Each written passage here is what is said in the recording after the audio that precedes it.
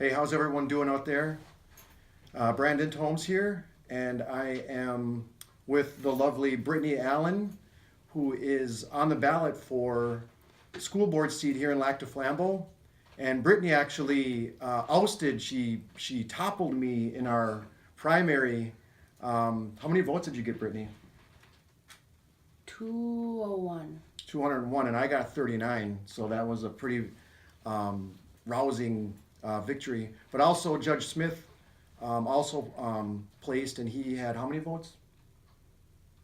224. Okay, so I know he had a little bit more than you. But so Brittany is going to be on the general election ballot for Flambeau School Board in April. And I'm here with her to talk a little bit about some of her ideas, what she thinks some of the issues are here in our community as far as the school and the school district. But first, before we get into that, I'd like to ask you some of more personal questions, like what about your personal life here, your family, your immediate family? How many kids do you have? I have two children, two boys, and a stepchild. My stepchild, he's 11, and he lives in Bad River with his mom's family. We see him on the weekends. I have a 5-year-old who is in kindergarten this year, and I also have a 1-year-old who will be 2 here in another month and a half. So a little bit of background of our family. My other half, his name is Sean Miller. I was going to ask you, who's your partner? Yeah, he grew up in Bad River, half and half here in Bad River.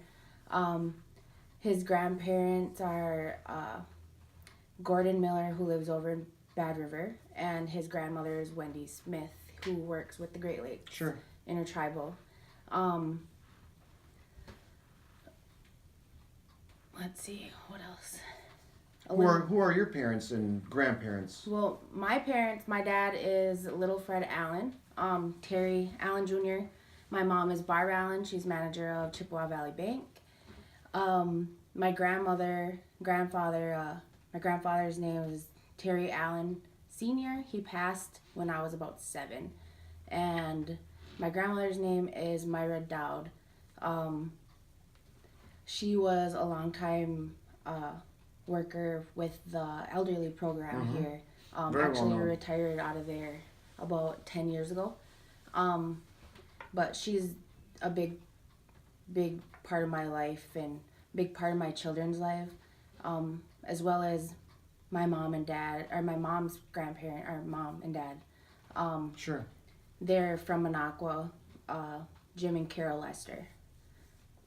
So I went to school with both of your mom and dad. I think they were a year or two ahead of me, but I remember, they were high school sweethearts and that whole thing. So it's pretty cool that I get to sit here and spend some time with you and interview you on this.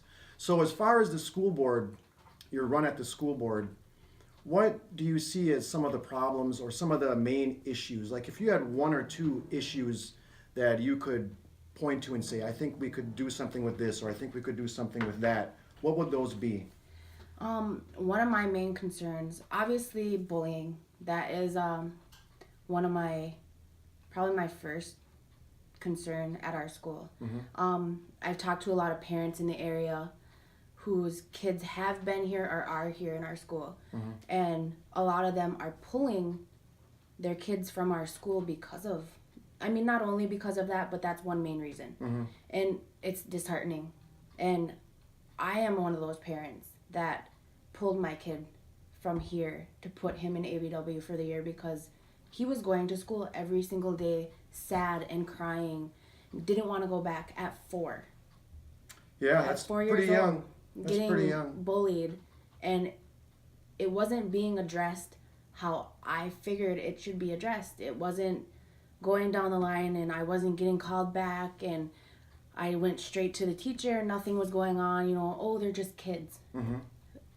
It doesn't matter if they're just kids. It still needs to be addressed. And that doesn't mean sending them to the pink room or whatever. Sure. I don't know what it's called now. Now that we're older, I have no idea. But kids don't only need to be punished for that. There needs to be other strategies that are taken to help these kids, because obviously something's going on with these children that are being the bullies. Right. I mean, some may be followers, some may be having like issues at home with their parents, you know, and Sure. obviously home life is a big issue, and some kids may have parents that are addicted to drugs and alcohol or abusive or anything, you know. Yep. And our teachers need to take that into account, that their home lives might not be the best. Right. But when they're in school, it's a safe haven for them. They need to, you know, like our people have always taught, kindness, number one. It's the Ojibwe, you know, way of life, is being kind. Yep. I mean, sometimes it's bit us in the butt, but I mean, it's still one main, you know, goal. It's one of the precepts that we people. live under is Yes. that we are compassionate to one another and Exactly. we show kindness and love to one another. So I Exactly. hear you. And I mean, I like the idea of having more Native teachers, but right now, it's not in our books. Like, So how many Native? That's a good. I'm glad you brought that up. Do you know for a fact how many Native teachers we have at this school? I'm not certain. I know it's It's probably in the single digits. Yeah, I think it's maybe 10, Okay. but that's not all teachers. Some of Them are like maybe paraprofessionals Yeah, or teachers' yeah, aides. What yeah. and I'll call teachers' aides. So I mean, there's probably only a handful that are actually teachers, and then there's like the aides and the maintenance workers, you know. And It seems and it seems like sometimes when you have a look at schools or institutions, it really reflects how Natives are represented. And considering we're on an Indian reservation, it Yeah. is a public school. However, you'd think that there'd be a number of different staff across all sectors of, you know, the staff, whether it's a teacher, administrators, what have you. But again, like it seems like the Indian people always have these jobs that are not leadership. What would be Yes. we're all leaders in our own right, but Yes. you know, as far as like on an administrative level or you know being a teacher. So, is that something you want to look at I mean, pushing for? Is more Native teachers? I want to push for it. That's always going to be there. Like, we do need more Native teachers. And I mean, right now with how education is going teachers wise and what the pay is and everything else, I mean, there's not a very high amount of people that want to go to school and do that right now because the pay isn't necessarily right there. But it is important for our kids. And like I spoke about last night, like culture and tradition in the school is so important, and I wish when we were kids we had that as much as we could have it now. You know, and I think it starts off by our administration in our school, you know, them admitting that this is a tribal school. It's not any other public school like in the state of Wisconsin. It's a tribal school in the middle of a reservation, and it needs to be known as that. There's 97% Yeah. of the student body Are is Native American. And it's like, I understand, you know, it's federally funded and all this stuff, but 97% are Native American children living on the reservation. It should be treated as that. And it's Absolutely. not fair that they want to go and they want to say, oh, well, no, this is a public school. It's not just any regular public school. Right, And that's exactly. our problem. Very unique dynamic. Very. And Native children, as well as other minority children, learn very differently than, let's say, non-Native, non-minority. Absolutely. And it's proven facts that these children learn differently. Being more hands-on with them. I mean, I know for a fact that I did when I was little. You know, when I was a kid growing up, I was better with my hands and doing things associated with what I was familiar with. Sure. So, culture, Things that were anything like that. That you could recognize and you feel comfortable with.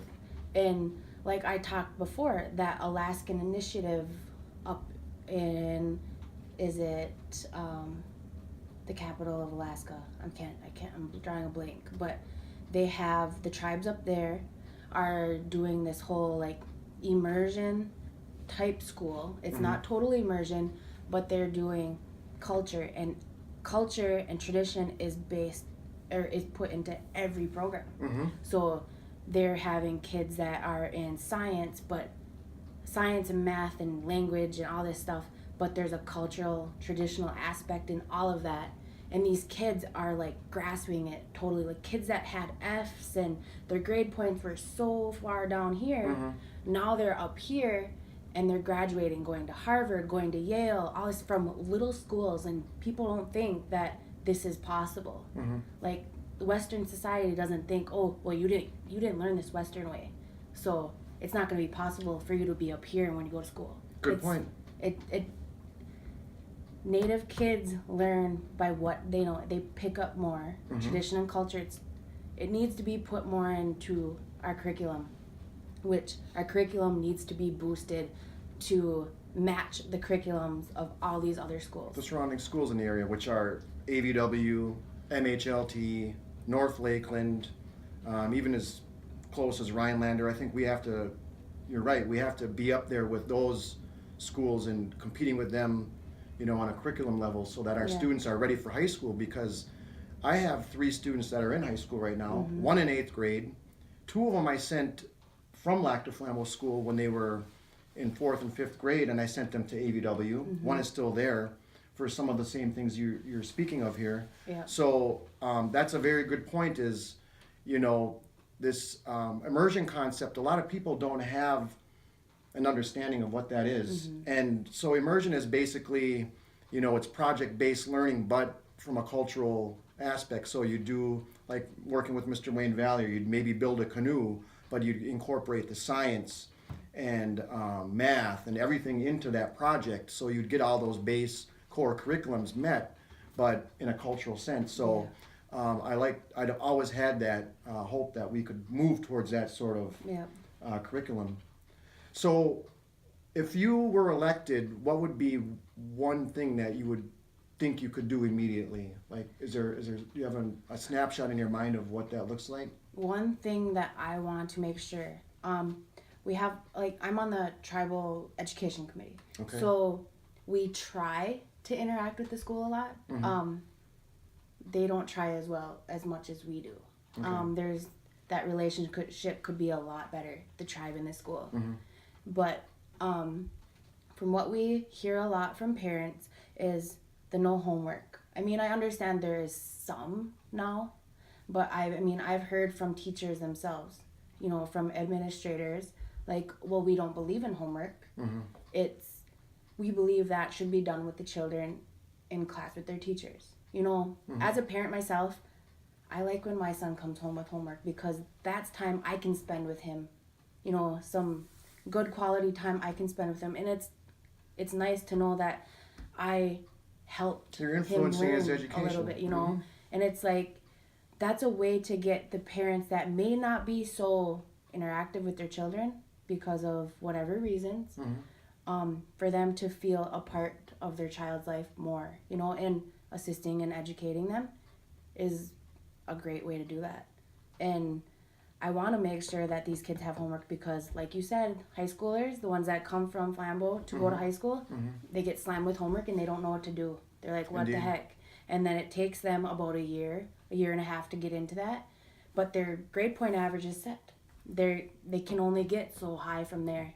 And it's like a lot of these seniors that you see graduating are graduating with like a 2.25 maybe. Lucky if they get a 3 point. And it's like, if they were prepared their freshman and sophomore year, they wouldn't have to play catch up in their junior and senior year. So they're already starting out behind, is what you're saying. I hear, Yeah. at least I'm taking what you're saying, is that when our kids get there, they're already struggling. They're already behind because these other schools, the rigors of their curriculum is much higher or more enhanced than ours. Yes. And I mean, I know that for a fact from my end, because I went to AVW. I went to Flambeau, went to AVW for 4 years, came back to Flambeau, and I was almost a whole grade ahead my 8th grade year. So luckily, because I was in AVW for those few years, I was kind of where I needed to be when I got to high school. Be able to retain some of that learning. So, but there was a lot of kids that were in my grade from here that struggled their freshman year, and I still continue to see it, and I'm 29. And that's what, 14? I'm glad you brought your age up, because I wanted to make sure that everyone knew how old you were. But so that's one of the things you think you could work on right away. Yeah. Is with just implementing maybe a policy that there should be some amount of homework for our kids. Yes. And I like all the reasons you cite for having that. Yeah.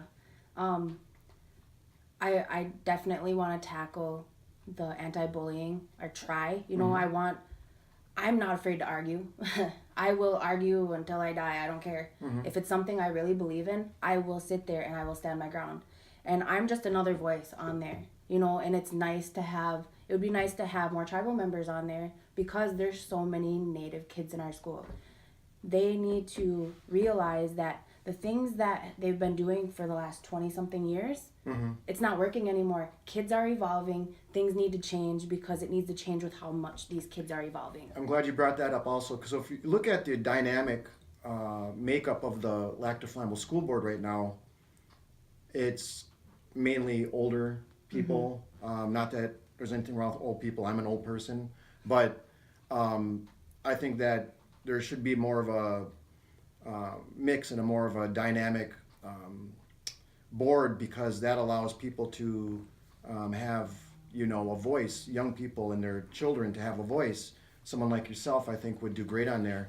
And I do want to touch on one quick thing before we wrap up, and that's, I want to go back to, you talked about where this is a public school, however, it is a tribal school, and I want to point out that much of our school's funding is through taxes, through the fee land tax base. But I like to look at that as, you have these fee land taxpayers that have come into ownership of parcels of land on the reservation, but how did they get that land in the first place? So my point being is that my point and my perspective is that entire North America is stolen from Native people. So regardless if somebody's a fee land owner and they pay taxes and they're non-Indian on this reservation, it's how did they come into that land, and where that money that's being generated from those taxes, it should go to improve the lives of the tribal people here on the reservation. Because after all, if you have a piece of land that is owned and you're a non-Indian, you're still in Indian country, you're still on the reservation. So I think there's also that dynamic on the board, that there's a whole base of people that are not connected to the community, because they're in outlying areas, they're non-native, and they kind of just, they don't socialize as much in our community. So they're kind of, there's a disconnect. And I think half of them don't even live here the majority of the year. And that's true. And I just don't see it as being something constructive for our community to have a base of people that are, they show out to vote. Those people show out to vote. That's why they should not be controlling who gets elected to that school board, which is a big contention of mine, to try and urge people in our community, Native people, to get out and vote, because then we would be able to control as far as the curriculum and the direction of the school, and have more of a say-so in how our kids are educated. So I just wanted to touch on that. And is there anything else you wanted to add to wrap up?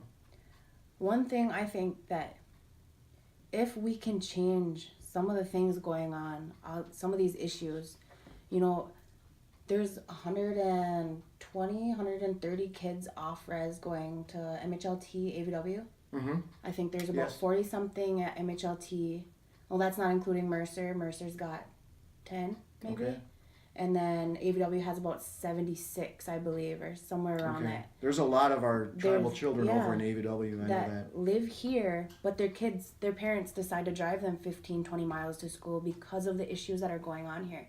All the things you discussed. Yeah, and it's like, if we can tackle those and get these things fixed. So you were saying, sorry, we had a little technical difficulty there.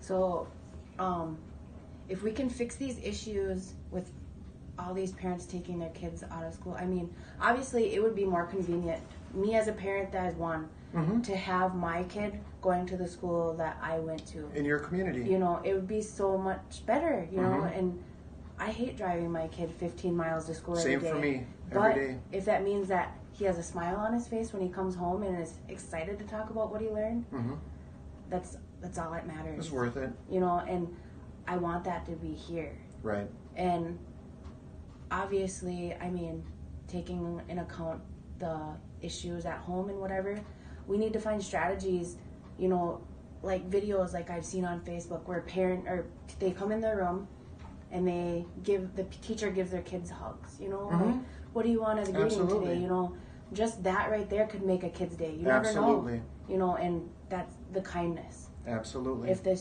kids see that, because they may not get that love at home. True. If the teachers show them that, that'll be that much better. And it's very important that we share our culture and our tradition and teach our teachers, because obviously with the amount of teachers that we have in the area that are native, the other are not. Right. So it's they're not familiar with who we are, exactly, where we come from, the dynamics that exist within our culture. So it would be nice to have mandatory trainings that these teachers must attend, because they're working with 97% Native children in that school. Yeah. Teach the teachers, because that would make them feel that much closer to the kids. They'd have a better understanding on what our kids need and want and how they learn, instead of expecting them to learn what Western society has taught them in college to teach to these kids. That's what it is. It needs to be done, and I hope that if I get in there, I can be that voice for parents just like us. You know, I'm a younger generation parent. You know, my kids are only 5, but I want them to have what I didn't have in school. I want them to know culture. I want them to know all this, and I will do whatever I can to allow these kids to do this, because our culture and everything's being lost. And we're going to regret it if we don't teach them now. So I just hope that everything gets better so that we can come back here. We can still call this our school. Still call this our native, traditional, our people. You know, this is our school. This isn't whoever else's school. That's who we are. Our